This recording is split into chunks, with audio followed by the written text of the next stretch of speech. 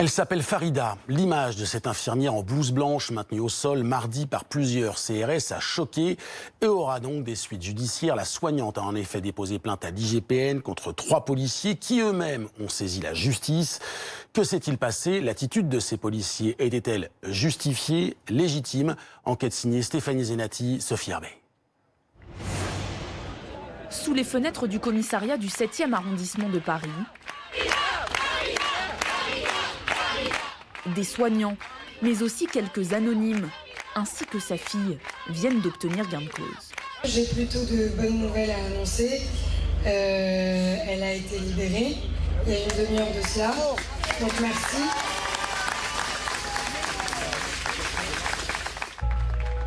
Une libération attendue, réclamée, celle de cette infirmière d'une 50aine d'années, interpellée en marge de la manifestation du personnel hospitalier. Ce qui lui est reproché, c'est littéralement d'avoir jeté 3 cailloux et fait 2 doigts d'honneur. Et peut-être que la question qu'il faut se poser, c'est comment une dame, mère de 2 enfants, de 51 ans, avec 20 ans de service public, 20 ans de soins exemplaires dans son travail. Et c'est pas que moi qui le dis, je sais que ça a moins de valeur dans ma bouche, mais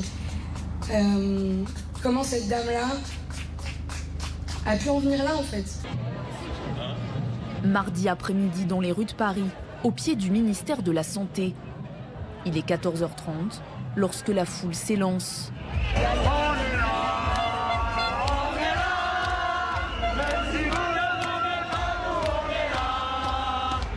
Le parcours est relativement restreint, 2 kilomètres à peine, suffisant malgré tout pour que la manifestation change de visage sur l'esplanade des Invalides.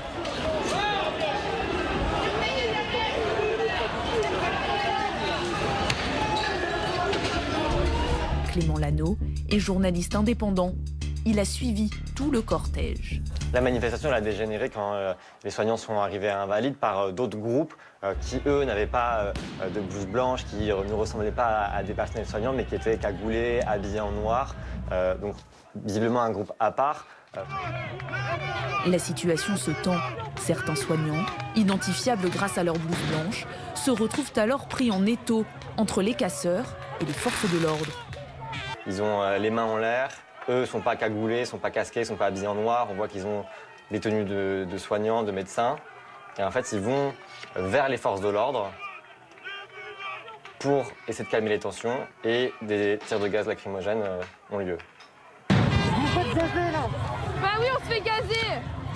Faire que ça, nous gazer à chaque manif hospitalière, on se fait gazer. Et c'est à ce moment-là, sur le côté, qu'une infirmière vient se placer face aux policiers et aux gendarmes. Il y a des lignes de CRS. En face, il y a des personnes qui sont masquées, habillées en noir, qui lancent des projectiles. Et il y a cette fameuse infirmière qui arrive au milieu du champ et qui lance 2 cailloux, 2-3 cailloux, et qui fait un doigt d'honneur aux forces de l'ordre en face.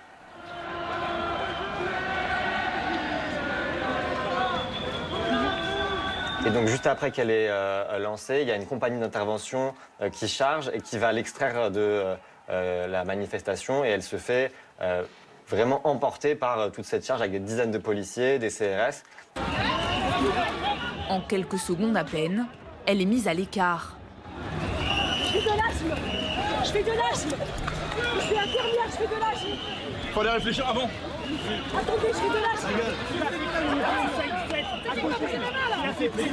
Attendez ma ventoline. Reste pas faire. Madame, je fais ma ventoline.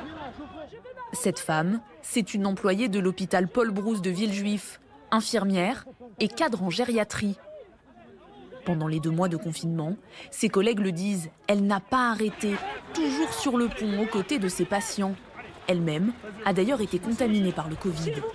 Pendant le Covid, je faisais des journées de 14 heures. Je ne me reconnais pas dans la rage que vous m'avez présentée. J'ai craqué. Pourquoi avoir jeté des projectiles? J'étais en colère. Je ne comprenais pas pourquoi ils nous gazaient. Je suis sous le choc. J'exprimais une colère, ce n'était pas envers les policiers, mais envers l'État qui réprime nos droits. Toutes les promesses de l'État n'ont pas été respectées. Une interpellation que beaucoup de ses proches qualifient de musclée, disproportionnée. Un avis que ne partagent pas vraiment les syndicats de police. Ils assurent que tout a été fait dans les règles. Mais est-ce qu'elle s'est posé la question de savoir quand elle jette un pavé de 500 grammes ou d'1 kilo, quels dégâts ça peut faire quand ça tombe sur la tête d'un collègue? Voilà. Donc l'interpellation, pour l'instant, je pense qu'elle est carrée. Elle est peut-être violente, mais on est aussi dans un maintien de l'ordre dégradé. Après 24 heures de garde à vue, cette femme est donc libre. Mais l'affaire ne s'arrête pas là. Cette mère de famille est désormais convoquée devant le tribunal correctionnel à la rentrée, le 25 septembre prochain, pour outrage, rébellion et violence sur personne dépositaire de l'autorité publique.